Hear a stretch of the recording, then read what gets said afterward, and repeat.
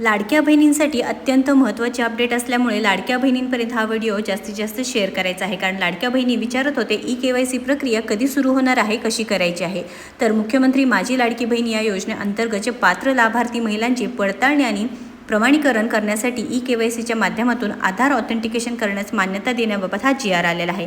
महत्त्वपूर्ण अपडेट आहे, त्यामुळे व्हिडिओ शेवटपर्यंत पाहायचा आहे। आणि अजूनही आपल्याला फॉलो सबस्क्राईब केलं नसेल तर पहिल्यांदा फॉलो सबस्क्राईब करून घ्यायचं आहे।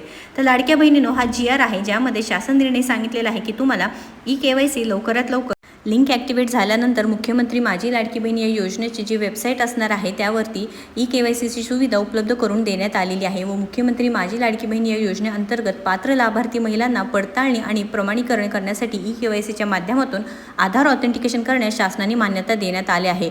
व इथे 2 महिन्याच्या कालावधीत या योजनेतील लाभार्थ्यांनी ई-KYC करणे बंधनकारक आहे हे सुद्धा सांगितलेलं आहे। व इथे फ्लोचार्ट दिलेला आहे ज्यामध्ये तुम्हाला वेबसाईटवरती जाऊन तुम्हाला ई-KYC करावी लागणार आहे। तर ई-KYC बॅनर आहे त्यावरती क्लिक करावं लागणार आहे। त्यानंतर तुमचं ई-KYCचा फॉर्म उघडेल व लाभार्थ्यांनी आधार क्रमांक व पडताळणी क्रमांक जे कॅप्चा असणार आहे ते नमूद करायचं आहे। ही संपूर्ण प्रक्रिया आपल्या चॅनलवरती असणार आहे, त्यामुळे नक्कीच आपल्या यूट्यूब चॅनलसुद्धा एकदा सबस्क्राईब करायचं आहे। व इथे ई-KYCची प्रक्रिया काय असणार आहे हे पाहण्यासाठी आपल्याला फॉलोसुद्धा करून ठेवायचं आहे। तर महत्त्वपूर्ण माहिती आहे, व्हिडिओला जास्तीत जास्त शेअर करायचं आहे। काही प्रश्न असतील तर नक्कीच कमेंट